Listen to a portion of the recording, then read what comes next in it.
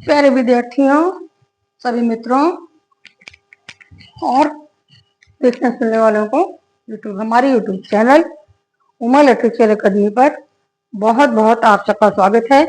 आज हम देखेंगे बौद्ध शिक्षा केंद्र के रूप में वल्लभी को। तो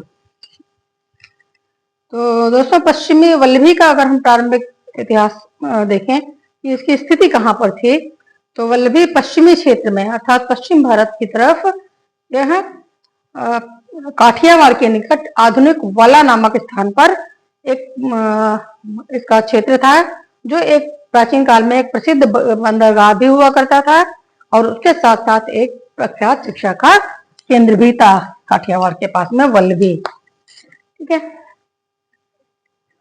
7वीं शताब्दी ईस्वी तक यह शिक्षा के केंद्र में प्रसिद्ध प्राप्त कर चुका था अर्थात प्रख्यात हो चुका था।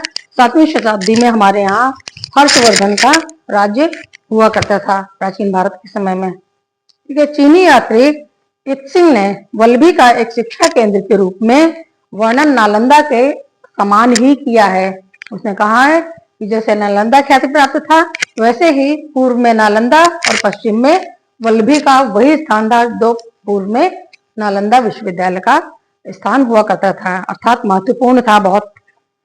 और यहाँ पर हम देखते हैं कि वेनसांग ने वल्लभी के 100 विहारों और 6000 भिक्षुओं का उल्लेख किया है। उसने बताया कि वल्लभी में 100 विहार अर्थात भिक्षुओं के रहने के स्थान थे, जो संख्या में 100 थे, जिसमें 6000 भिक्षु रहा करते थे। और वल्लभी में दूर दूर के विद्यार्थी भी शिक्षा ग्रहण करने आते थे।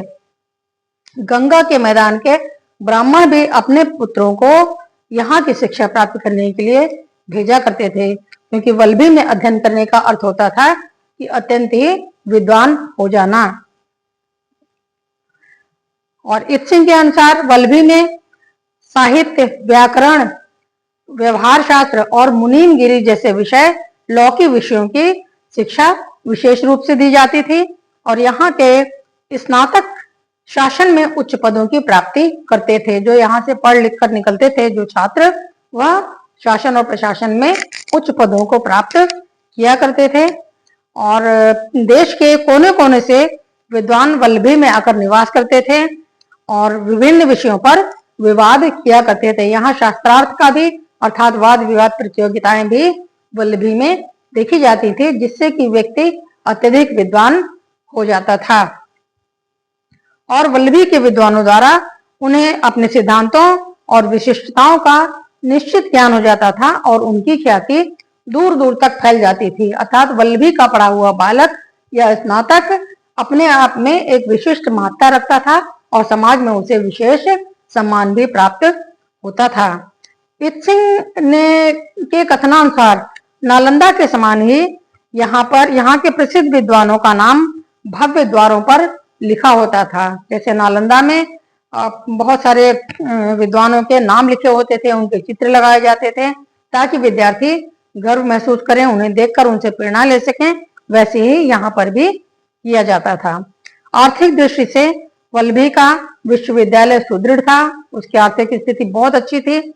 वल्लभी में निवास करने वाले 100 करोड़पति लोग, 100 करोड़पति मनुष्य उसे आर्थिक सहायता प्रदान करते थे और विभिन्न राजाओं ने भी भेंट और दान में इसे पर्याप्त मात्रा में धन दिया था। अलग अलग समय पर अलग अलग राजाओं ने वल्लभी को हमेशा सदैव दान में अपना धन और भेंटें दान करते रहते थे।